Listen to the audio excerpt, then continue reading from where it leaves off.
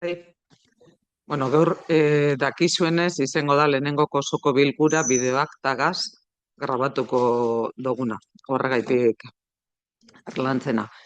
Lehenengo eta behin azaltzea ez tartorbizko ez dagoela, bakuntza Isabelako asteazkenean usteot eta ez dagoelako etorteko moduen, eta eskerrik asko Jon liburuekaitik betiko moduen. Hasiera emango dotzegu bai, plenoari. Lehenengoko puntua. 2026ko urtarrilaren 30ko osoko bilkuraren akta onartzea. Baten bateko adeko, zer esanik? Bigarren puntua. Onartu 2026ko urteko araugintza plana. Jon, mesedez? Egun on guztioi. Urteko araugintza plana urtean zehar onartu, eguneratu edo indargabetuko diren araudien aurreikuspena da. Aurtengo araudien plangintzaren artean hurrengo araudiak aipatu ditzakegu. Udal hilerrien barne jaurpidearen araudia eguneratzea, jakinarazitako jardueren komunikazioa arrasteko ordenantzaren eguneratzea, APOaren onarpenaren ondorioz udal ordenantza batzuen indargabetzea, Amorebieta Etxanoko udalaren diru laguntzen ordenantza eguneratzea, Amorebieta Etxanoko udaltzaingoaren jarduera eta funtzionamenduaren araudiaren onarpena, nagusientzako eguneko arreta zerbitzuaren erreglamendua onartzea, segurtasun informatikoari buruzko erreglamenduaren onarpena, gizarte ekintzako zerbitzuengandik ordaindu beharreko tarifak arautzen dituen ordenantza fiskala onartzea, egonaldi turistikoen gaineko zerga arautzen duen ordenantza fiskalaren onarpena. Honetaz, aurreko asteko antolakuntza batzordean informatu egin zen. Jon. Itxaso? Bai, honen inguruan batzordean hasten ditu ginen, eta jarraituko dugu gure honean. Arrazoiak bi, edo bat. Lehenik eta behin, iaz ez, 2024ko abenduen onartu zen 2025ko urteko plana. Plan horretan hainbat gauza agertzen diren, legean markatzen du hori aurkeztu behar dana, eta ondo.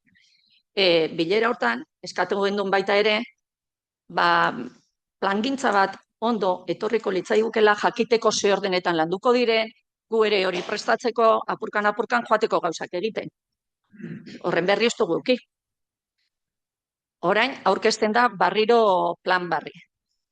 Eta joan garenean begiratzen, banan zeintzuk egin diren zeintzuk ez, batzuk ez dire, iaskotik ez dira bete, eta barriro datoz ona. Alde batetik bat, APOa. 2024ko abenduan agertu zen APOarena. Aurten barriro. Baina APOa noso onartuko da ez dakiz zer, ze batzordean, lurralde batzordean, horren berririk besto gulki. Orduen, gauza batzuk, harridura sartzen dugu batzutan. Bestaldetik, aurrekoan besan gendun, rofa egunerotu behar dela, oso zaharkituta dagoelako, oso. Eta ez da egin, eta ez da sartu. Zer gertatzen da? Egia da, lege guztiek, ordenantzak eta danak, elementu biziak direla. Eguneratu egin behar direla, aldatu behar direla, eta eguneko gauzetara egokitu. Baina gugaz, ez dozuek kontatzen, inoz. Inoz bez. Horregaitik, erabaki dugu, jarraituko dugu lasten itzen. Bale? Gozatxu bet, APOaren inguruan, badeko zu informazioa, ze fasetan dauen. Osea, besti ez dakit, baina APOaren inguruan, badakizue, ze egin dugu berba, ze fasetan dauen. Bai, horren arire, bai. Egunon, guk batzordean esan ginen bai, aldeko botoa emango dugu, baina eskatzen dugu bai rofari buelta atzo bat ematea, hasi ginean prozesunekin ez dakit ondela 8 urte edo, eta azkenean esan begiratu, ez jaku kostetan igual batzordetan edo lantzea danon artean, edo eske oso sartute dago. Eskerrik asko, Alba. Bai, batez ere galdetzen dugu APOarena, ze orain dela hile bat, zuk Ainhoa bilera baten botatzen duen epe bat, ez da data bat, epe bat, udaberrirako aprobatuta egongo dala.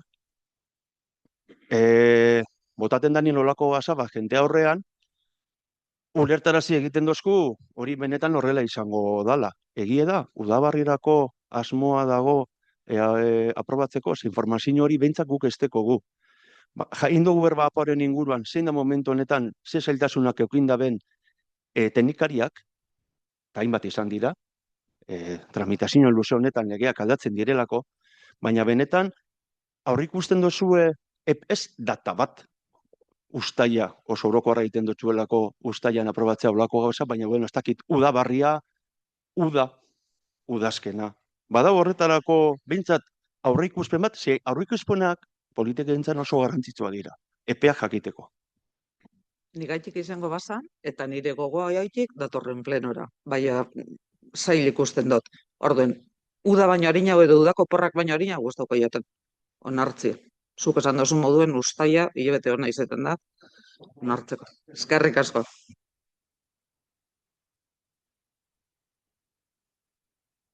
Aldeko botoak? Kontrakoak? Abstentzioak?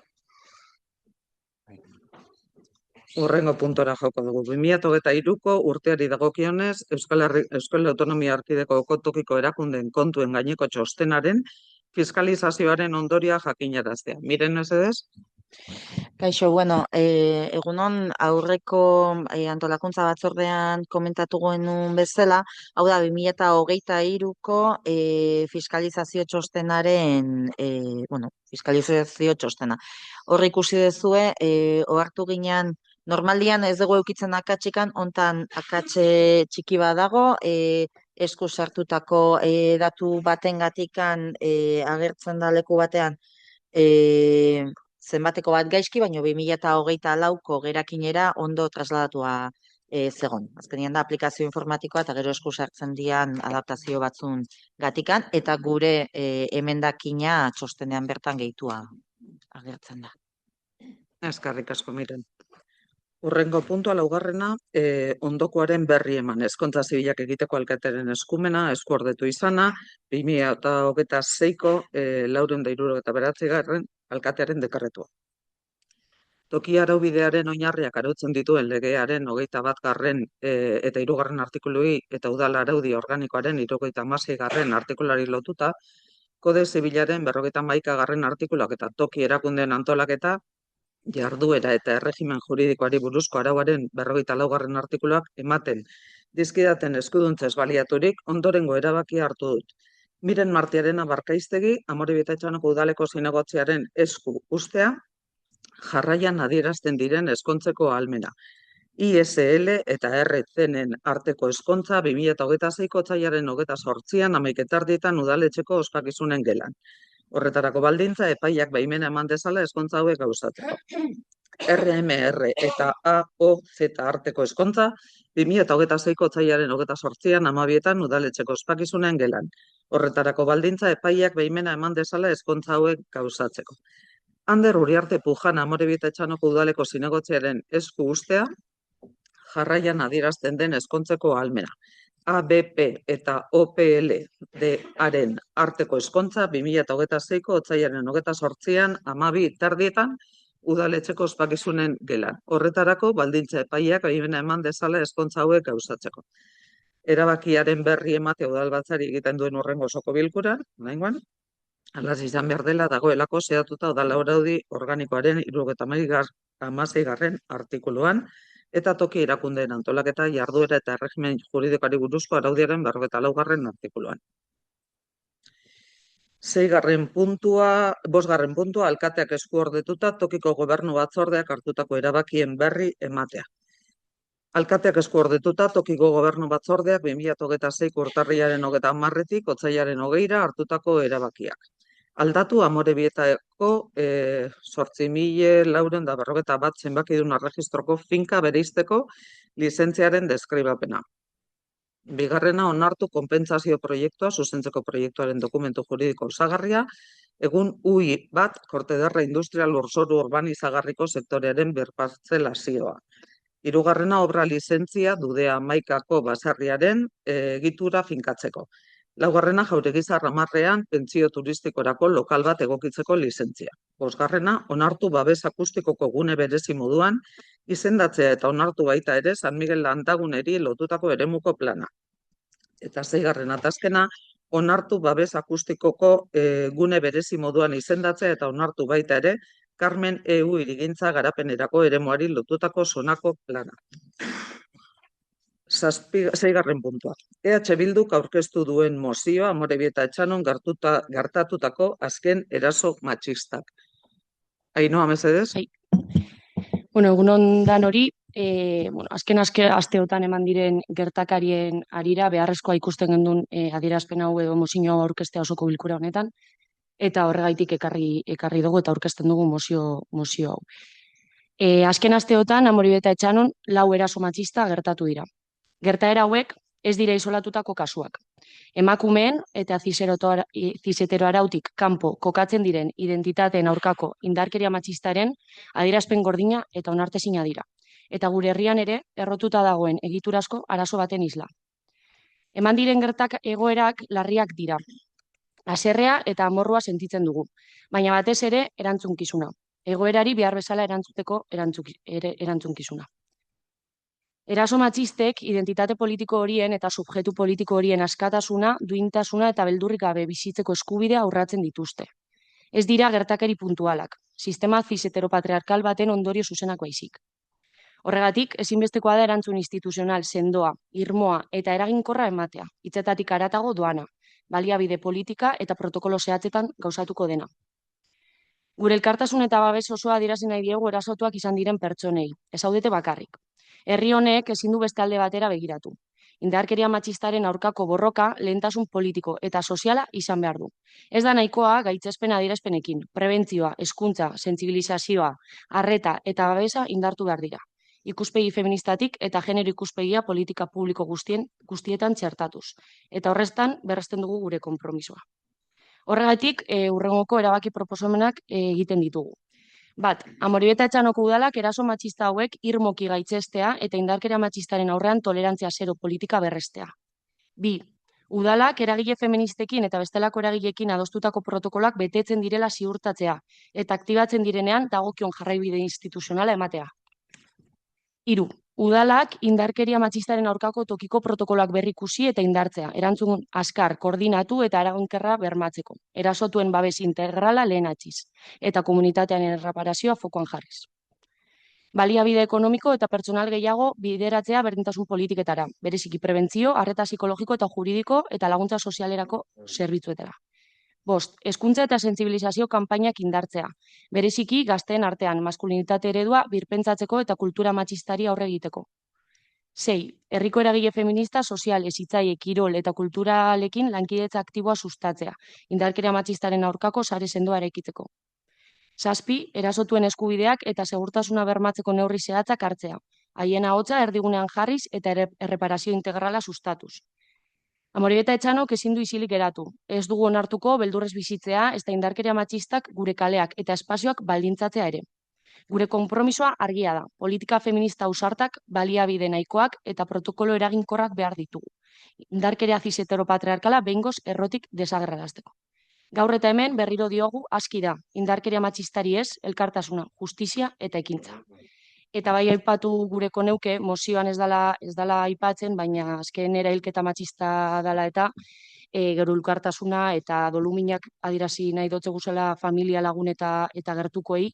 Negazionismoaren aurrean gu berresten gara, indarkeria matxistak hiltzen gaitu, eta ez gara geldituko indarkeria honen adierazpen mota guztiak desagerrarazi arte. Eskerrik asko. Eskerrik asko, Ainhoa. Lehenik eta behin, Amorebieta Etxanoko udal taldeak edozein bortizkeria matxistaren aurkako aldarrikapena egiten dugu. Martxoaren 8 hurbil dugunean, emakume eta berdintasunaren aldeko apostua irmoki berresten dugu. EAJak bere nortasunean historikoki daraman askatasun, giza eskubide eta pertsonen arteko errespetuaren aldeko baloreak aintzakotzat hartuz. Hala ere, EH Bilduk aurrera eramandako mozioaren inguruan gauza batzuk zehaztu nahi ditugu. Lehenik eta behin, berdintasunaren aldeko borroka, biktimek salaketa jartzearen aldeko borroka urte askotako erronka izan dela. Salaketa barik geratzen zen bortizkeria, ikusten ez zen bortizkeria bihurtzen zela salatuz. Borroka luzea izan zen eta badirudi gaur egun tamalez arazo hori berriro gure aurrean daukagula. Instituzio demokratikoen erronka nagusietako bat esparru honetan izan da. Alde batetik, emakumei tresnak ematea, instituzio eta zerbitzu publiko desberdinek berdintasunaren aldeko borroka honetan biktimen aldean jartzeko. Hortarako, salaketa da bide nagusienetarikoa. Horregatik, azken hamarkada hauetan, erakunde publikoetan arazo honi aurre egiteko errekurtso handiak jarri egin dira. Gure udaletxea honen adibide zuzena da. Baliabide handiak jarri bait dira gure zerbitzuek erronka honi aurre egiteko. Aldi berean, bertan lan egiten ari diren pertsonen profesionaltasunaren aldeko apustua egin da. Langile eta hezitzaile sozialak, psikologoak, pedagogoak eta beste esparru askotako profesionalek beraien ahalmen profesionalak garatzeko esfortzu handiak egin dituzte. Erakundetara jotzen duten emakumei erantzun profesionala, integrala eta gizatasun osoa emateko. Gure udala horren isla da, gizarte ekintzako langileak eta udaltzainak bereziki horren adibide garbia izanik. Baina badire beste erakunde batzuk honetan ere beraien esfortzua egin dutena. Bai erakunde bezala, bai esfortzu pertsonal handi baten bidez. Ertzaintza, herrietako udaltzainak, bat biko eta Osakidetzako langileak edota Satebi zerbitzua. Emakumei laguntza ematen diena, dituen errekurtso eta laguntza bideak erabiltzeko lagungarria dena. Zerbitzu hauetan 100 psikologo, giza laguntzaile eta hezitzaile, erizain, mediku eta polizia biktimei laguntza emateko urteak ikasten ematen dituztenak eta beraien bizitza laborala besteari laguntzera zuzentzen dutenak.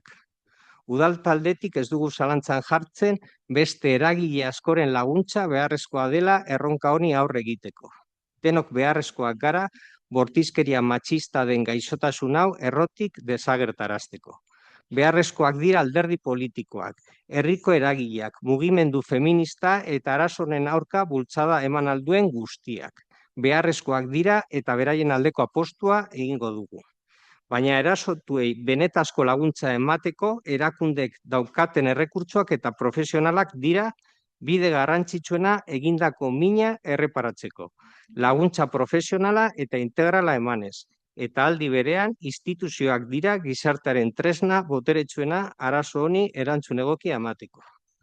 Udal moduan gure errekurtsoak eta gure profesionala jartzen ditugu bortizkeria jasan dutenen guztien esku. Hori bait da instituzio moduan gure betebeharra. Laguntza profesionala langile trebatu eta eskarmentua dutenak. Lan honetan ikasiak eta lan honetan urteak daramatzatenak. Hau uste dugu dela gure betebeharra udal moduan. Gure errekurtsoak eta profesionalak biktimen esku jartzea. Alden laguntza integrala eta hobea emanez. Denon ardura izan beharko litzateke arazo honi daukagun errekurtsoekin aurre egitea. Hori baita erakunde publiko moduan gure betebeharra. Eta horregatik, gure zerbitzuetan eta gure protokoloetan zerbitzu hauetara bideratzeko eskaera egiten dugu. Bat bi, ertzaintza, Osakidetza, udaltzaingoa edo Satebi zerbitzua. Hortik haratago joatea, tamalez, gure funtzioa ez betetzea izango baizen. Eta baita gertatu diren erasoak argi ez uztea. Denon erantzunkizuna da gure iritziz eta bereziki udaletxe batena arazo hauei era profesional, instituzional eta arduratsuan aurre egitea. Beraz, kontra bozkatuko dugu, salaketarik egonez delako, balorean jarriz prozesu honetan parte hartzen duten profesional guztiak. Eskerrik asko. Eskerrik asko, Jon. Alba, mesedez? Bueno, mozioaren alde bozkatuko dugu. Tuvimos este mismo debate en la comisión. Yo quisiera tratar este tema desde la responsabilidad que requiere. Se está planteando que la denuncia es el único camino legítimo, o se ha planteado en algún momento, que para que exista seguimiento institucional, y es cierto que las instituciones solo pueden activar determinados mecanismos cuando hay denuncia, pero también es cierto, y no se puede ignorar, que históricamente muchas mujeres han sido cuestionadas, revictimizadas o desatendidas en procesos policiales y judiciales. No podemos exigir confianza ciega en estructuras que no siempre han estado a la altura. Denunciar está claro que es un derecho, pero no puede convertirse en una obligación moral impuesta. Cada mujer tiene sus tiempos, sus miedos, su contexto personal y social. Y nuestra función aquí no es tutelar sus decisiones, sino garantizar de alguna forma que denuncien o no denuncien, tengan redes de apoyo reales y seguras. Por eso me parece importante poner en valor el trabajo que el tejido asociativo realiza, las asociaciones feministas, los colectivos vecinales, las redes informales de mujeres que han sostenido, acompañado y cuidado mucho antes de que existieran protocolos institucionales. Ese cuidado comunitario no es menor ni subsidiario, es esencial, en mi opinión. Las instituciones debemos preguntarnos no solo cómo fomentamos la denuncia, sino cómo generamos condiciones de confianza, cómo evitamos la revictimización y cómo colaboramos con el tejido social sin absorberlo ni instrumentalizarlo. No creo que se trate de elegir entre institución o comunidad, sino de entender que la lucha contra las agresiones necesita de ambas. Creo que en los mínimos, en las dos lecturas que habéis hecho, estamos de acuerdo. Debemos construir un entorno donde ninguna mujer se sienta sola, presionada o juzgada, haga el camino que haga.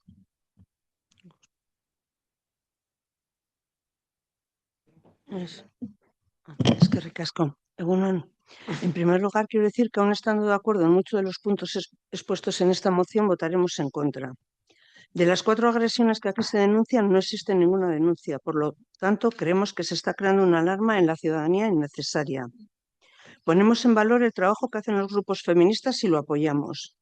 También queremos expresar nuestro apoyo y reconocimiento al trabajo que desde Acción Social desarrollan las trabajadoras sociales y a la Policía Municipal.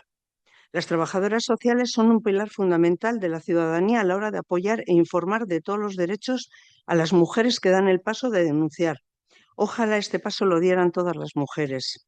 Nuestra labor es trabajar más y mejor para que todas las mujeres que se sientan violentadas en sus derechos lo denuncien. Eskerrik asko. Eskerrik asko, Alicia. Ainhoa, mesedez? Ez nauen ikusten beharrezkoa terminologien eztabaidetan jaustea, baina ikusita hemen zalantzan jartzen dela salaketa terminoa edo salaketa terminoaren erabilera, aipatzearren, eta erderaz esango dut, ze Euskaltzaindiaren arabera, salaketa terminoa da revelar, contar, descubrir, desvelar, confiar, barriro, delatar, descubrir, poner de manifiesto, dejar al descubierto, denunciar, delatar, descubrir a alguien, eta gero, beste definizio bat bebai, salaketa publikoarena edo salaketa sozialarena. Egoera bidegabe abusuzko edo negatibo bat publiko egitea, gizartearen arreta deitzeko eta konponbidea bilatzeko. Eta oneri gure konotzon gehitu, gertatzen, eta albak esan dauen logikan eta tono bardinean, gertatzen diren eraso, abuso edo indarkeria kasu guztiak ez direla salaketa formal batean bukatzen. Eta are gehiago, gehienak ez dire bide juridiko administratiboetan bukatzen. Erasotuak eta jasartuak ez direlako sentitzen edo ez daurielako sentitzen behar duten babesa eta erreparazioa emoten danik bide formal horietatik. Eta hau are gehiago gertatzen da tipologia arinagoko erasoak emoten direnean, kuestionatuak sentitzen direlako, baina horrek ez dau esan nahi, eragile feministek eta instituziek kasu guri dagokigunean ezer ez dutenik esan behar. Salaketa ez da bakarrik ertzainetxean aurkezten den idatzi formal bat. Salaketak ere sozialak eta publikoak dire, eta hori izan da, gure ustez mugimendu feministaren eta eragile feministen funtzio nagusietako bat. Erasotzailea ez ezik komunitate oso bat interpelatzen dalako. Por acción o por omisión, indarkeria eraso edo abusuen aurrean denok dekogulako ardura bat eta bete barra jarrera horiek desagerrarazteko. Eta funtzioa ez ezik, usteot garaipen bat izan dela, mugimendu feministarena. Gai izan dalako historikoki mugimendura jendetza bat biltzeko, salaketa horiekin jendetza bat biltzeko, eta herria horren argibide da, eta jendarte hobe bat egiteko. Salaketa publiko sozialak horrek kaleak hartu gabe, komunitatea interpelatu gabe, eta espazio guztietan egon gabe, nork babesten dauz bestela benetan erasotuak, eta emakumeak. Feminismoak zerbait erakutsi baldin badigu da, isilik ez geratzen egoera edo kasu hauen aurrean, eta konplize ez izaten, eta instituzio polizial, judizial, eta bestelako instituzioen ez egiten aurrean, geure buruak boteretuz salaketa sozialak artikulatzen gure bideetatik eta gure diskurtzuetatik. Eskatuko neuke errespetu pixka bat begirunea eta aitortza eragile feminista eta transfeminista guztiei instituzioen burokratizazio guztiak utz egiten dauenean, polizia askoren, epaile askoren eta instituzio askoren jardun guztiek utz egiten daurienean, protokolo gehienen aktibazioan, erasotuen babesean, feminismoarekiko etengabeko konpromisoan dauden emakume, marika, trans eta bestelako hainbat identitate dauzelako eta ez beste inor. Eta bide batez, galdera bat, zertarako deko udalonek hainbat protokolo propioak direnak eta adostutakoak direnak bebai, aktibatzen direnean ez egiteko? Eta aktibatzen direnean eraso bat emondalako zelan ditzeinako horreri. Edo ze bide instituzional emoteinako horreri. Ze protokoloak aktibatu dire. Gero aipatzearren bebai, instituzioetan politika feministak gaur-gaurko existitzen baldin badira, mugimendu feministak historikoki egindako presioa gaitik dela. Eta eskakizun historiko bategaitik. Eta berdintasun teknikari eta zinegotzien figura existitzen baldin bada bebai. Eta nahikoa da Euskal Herriko mugimendu feministaren historia edo genealogia pixka bat ezagutzea, edo mendebaldeko herrien feminismoaren historia ezagutzea hau guztia jakiteko. Harritzen hau gaurko testu inguruan esatea, edo emotea ulertzera, edo hori da ulertu duguna behintzat, udal instituzioek seriotasunez tratatu behar dauzela gai hauek, bidea instituzionala dala, salaketa emoteko, benetako erreparazioa emoteko, historikoki ergintzan aritu izan diren eragile feministen salaketa bideak eta lana moduren batean desprestigiatuz, edo hori sentitzen dugu behintzat, eurekaz lankidetza hitzarmenak dauzenean, eta egon direzenan historikoki, protokoloak adostu direnean, aplikatu direnean. Ez oindala asko, bilera asko egin direnean protokoloak berrikusteko, diseinatzeko, berdintasun planerako, protokoloan diseinorako, berdintasun berdintasun teknikarian lanpostuaren ezaugarritzerako. Harritzen hau, pixka bat postura honek. Eta amaitzeko, zuen gobernantza eredua dekogun sentsazioa da talka politikoa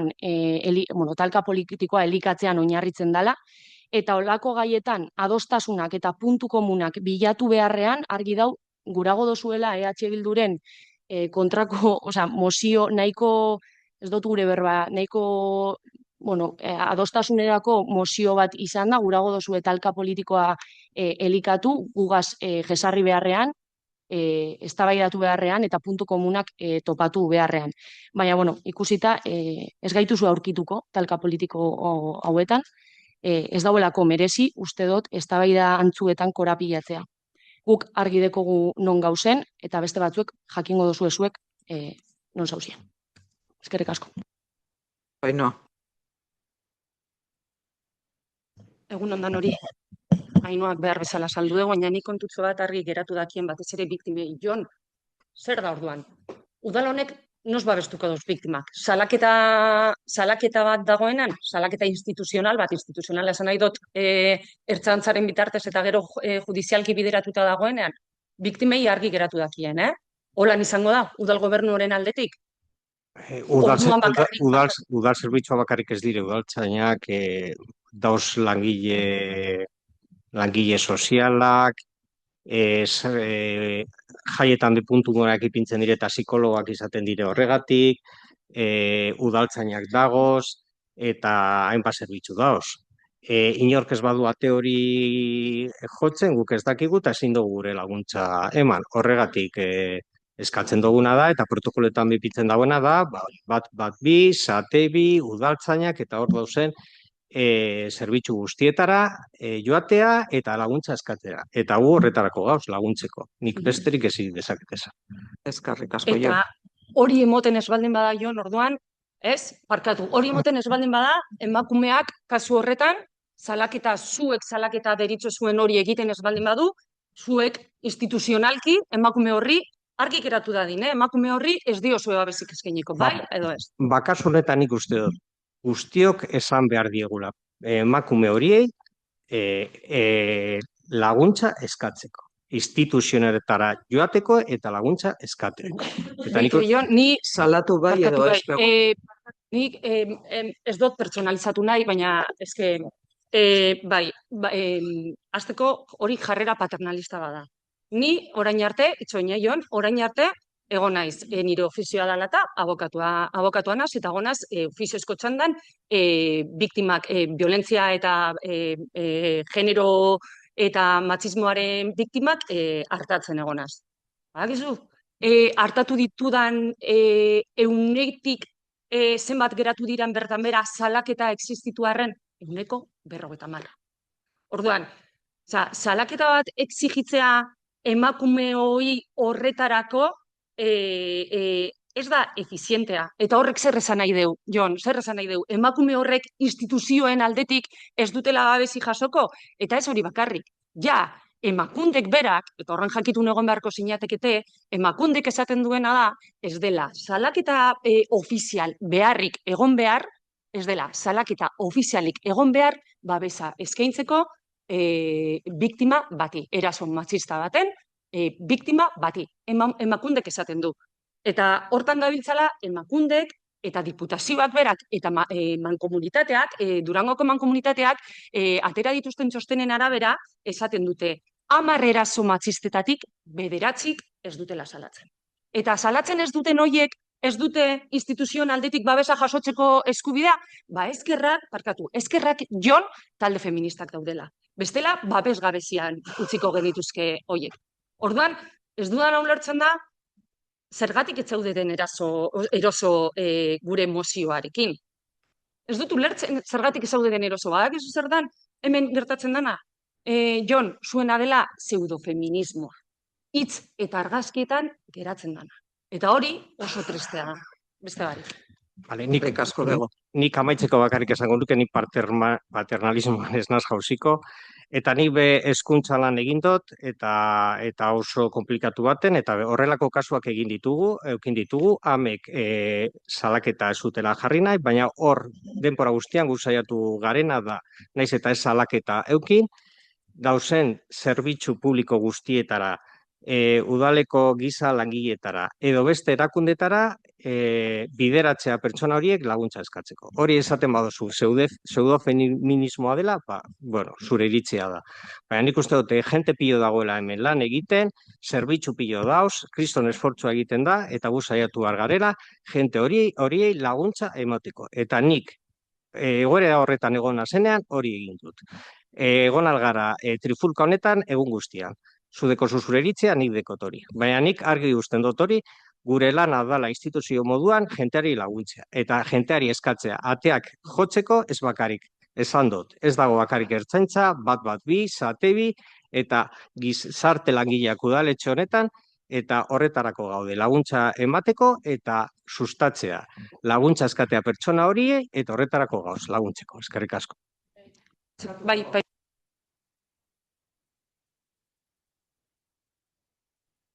Ez dut egongo buelta gehi. Parkatu, gauz osoko bilkura baten, uste dut adierazpen askatasuna gailendu behar dela hemen, azken hitza eukin du Jonek, prozedimenduak berak replikarako eskubidea emoten dozku taldeari, orduan, nik bukatu nahi dut, gauza txiki eta konkretu eta zindagit oso laburra izango naizela. Baina horretarako prozedimenduak horretarako eskubidea emoten dozku. Orduan, ez dakit, eta batez be osoko bilkura baten. Bai, labur, Jon, nik ez dut kuestionatu, ze asko gustatzen zaizue gainera hori egitea, guk ez dugu kuestionatu momentu bakar baten bez, udal langile hauen lana olako egoerak ematen direnean. Guk jarri dugu, ze hau azkenean erabaki politiko bat da. Guk maigaineratu duguna da, benetan, zuet maigaineratze edo esatea, benetan, beharrezkoa dan salaketa bat, biktima bateri babesa emoteko, beste gabe. Baina langileak ez dugu kuestionatu eta argi geratu daitela momentu bakar baten ez. Eskerrik asko bego. Aldeko botoak?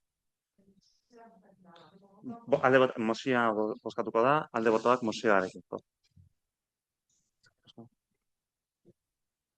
Kontrakoak? Eskerrik asko. Urrengo puntora joko dugu, adierazpen instituzionala martxoak 8 emakumeen nazioarteko eguna. Alicia eta Jon, mesedez? Bai.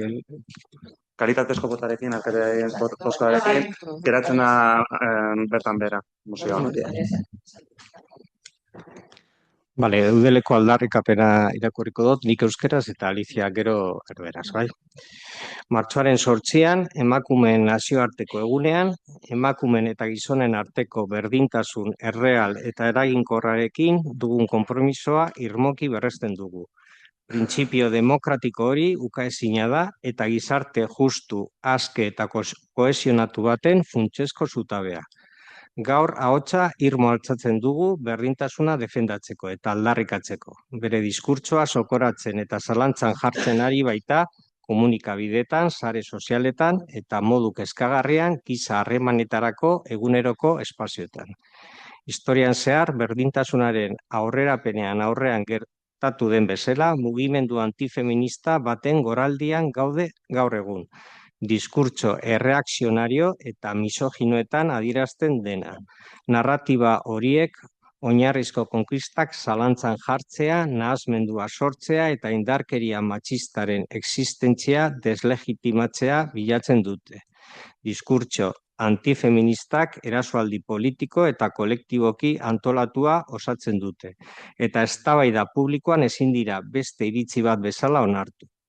Berdintasunaren defentsa ez da aukera bat, ez da ideologia bat ere. Giza eskubide unibertsala da, aitortua eta babestua.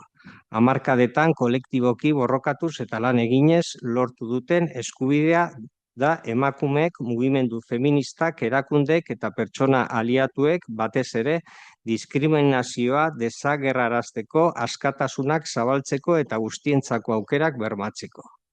Berdintasunean ezten duen estereotipoak baztertzen dituen eta errespetuan, askatasunean eta duintasunean oinarritutako harremanak sustatzen dituen gizartea aldarrikatzen dugu.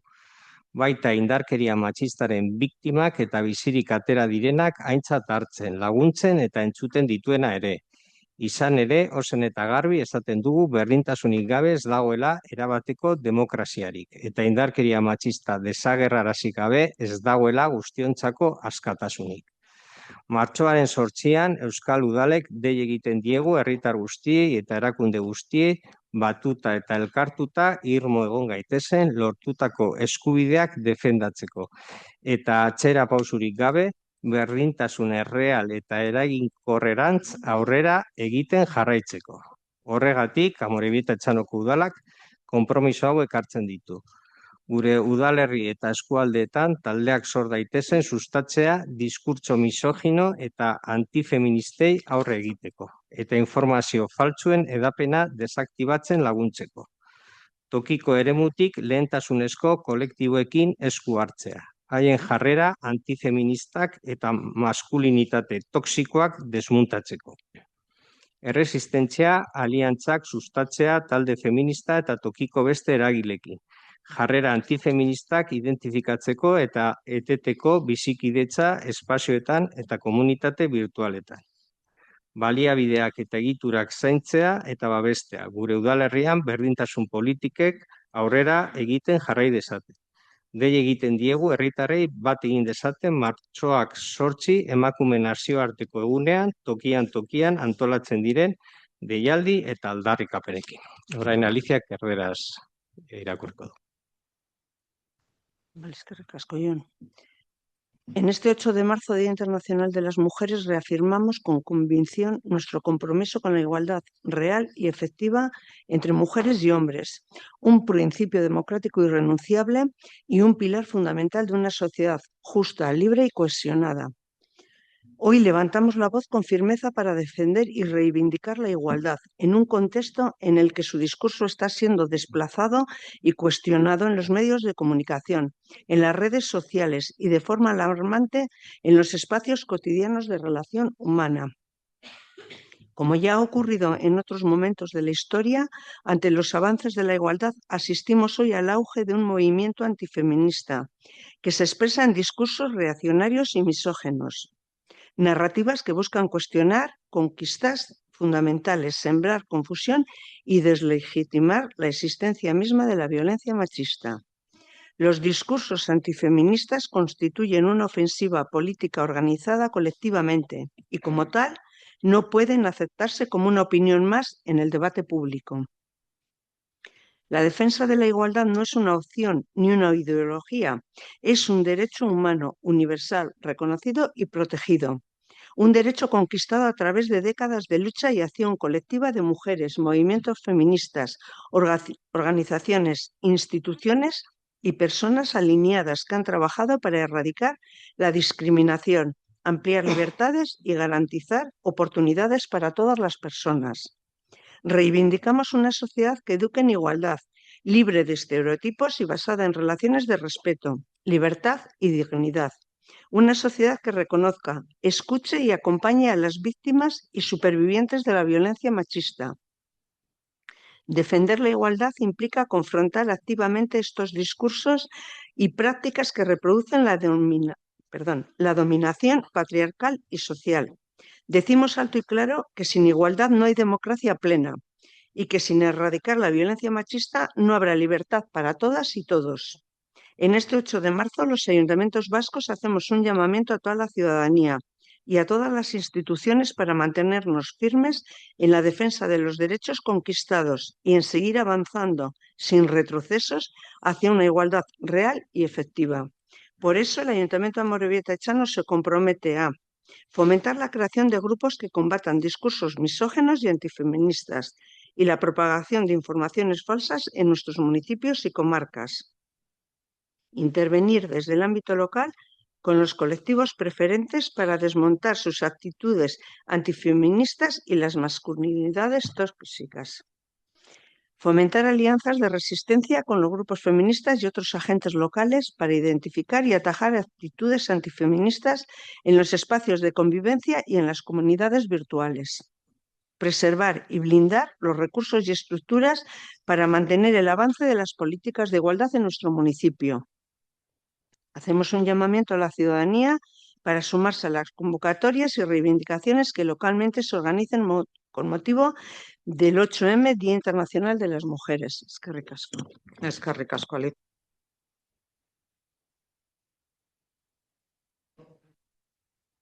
Barkatu eskariak eta galderak, baten bateko badeko, zer esanik?